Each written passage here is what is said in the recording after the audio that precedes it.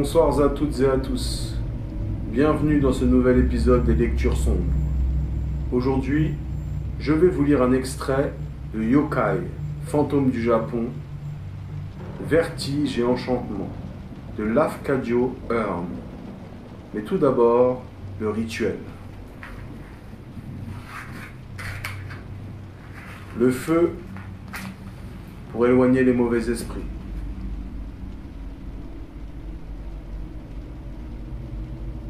Et la fumée pour les faire danser.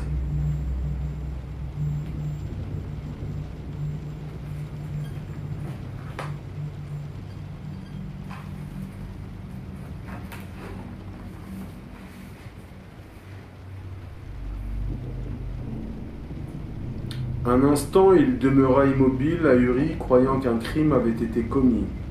Mais il vit aussitôt qu'il n'y avait nulle trace de sang et que les corps eux-mêmes ne présentaient aucune blessure. Ou les fantômes me font voir une illusion, pensa-t-il, ou j'ai été attiré dans la demeure d'un Rokuro-kubi. Il est écrit dans le livre de Soshinki que si l'on trouve le corps décapité d'un Rokuro-kubi, on doit le transporter dans un autre endroit. La tête ne pourra plus jamais se joindre au corps. Le livre dit, en plus, que si la tête revient, et on ne trouve pas son corps, elle se cognera 3 fois contre la terre, puis rebondira comme une balle en haletant, en proie à une grande frayeur. Ensuite, elle retombera inerte. Si ceux-ci sont vraiment des Rokuro-kubi, ils ne me veulent aucun bien. Je suis donc autorisé à suivre les indications du Saint-Livre. Ce disant, il saisit le corps du bûcheron par les pieds, le traîna jusqu'à la fenêtre et le poussa dehors. Puis il alla à la porte qu'il trouva verrouillée. Il comprit alors que les têtes avaient dû s'envoler par le trou pour la fumée qui avait été laissé entrouvert dans le toit. Ouvrant la porte, Koehiro gagna le jardin, puis se dirigea vers le bosquet d'arbres. Il perçut alors un son de voix confuse et il continua à s'avancer, glissant d'ombre en ombre jusqu'à ce qu'il eût trouvé une bonne cachette. Il se dissimula derrière un cèdre et il vit les 5 têtes de ses hôtes qui voletaient çà et là tout en bavardant.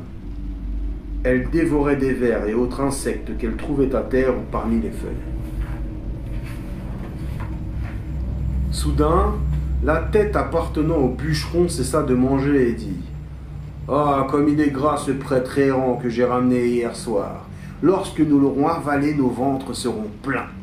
Et j'ai eu grand tort de lui parler comme je l'ai fait, car cela l'a invité à réciter les sutras pour le salut de mon âme. Il serait difficile de l'approcher tant qu'il récite et nous ne pouvons le toucher lorsqu'il est en prière. Mais l'aube va bientôt paraître. Peut-être s'est-il endormi. Qu'un de vous se rende à la maison voir ce qu'il fait. » Une deuxième tête, celle d'une jeune femme, volta aussitôt vers la chaumière telle une chauve-souris. Elle revint quelques instants plus tard et s'écria d'une voix rauque et effrayée. « Le prêtre n'est plus dans sa chambre. Il a disparu et emporté les corps de nos maîtres. Je ne sais pas où il les a mis. » À ces mots, le visage du Haruji prit une expression terrifiante.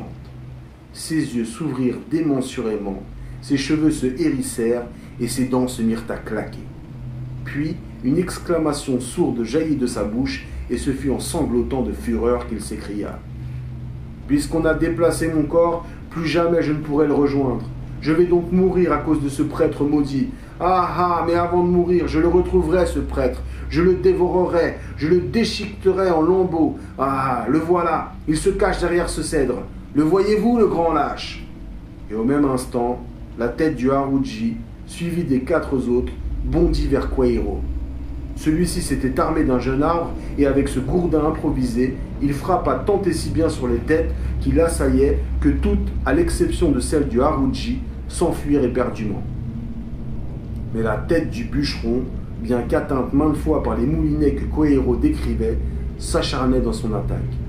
Elle se mit à bondir désespérément vers le prêtre et réussit, à la fin, à le saisir par la manche de son habit.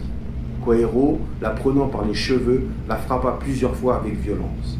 Elle ne lâcha pas prise, mais poussa un long gémissement et cessa soudain de lutter.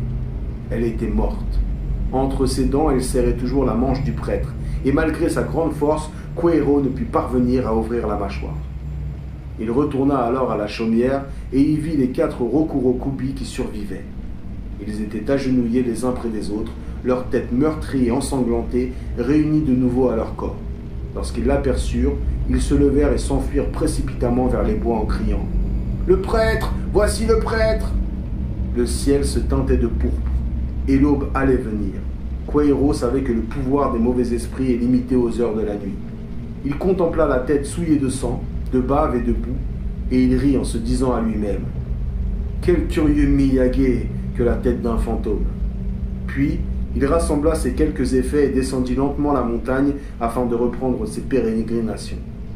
Il marcha ainsi sans s'arrêter jusqu'à la ville de Suwa.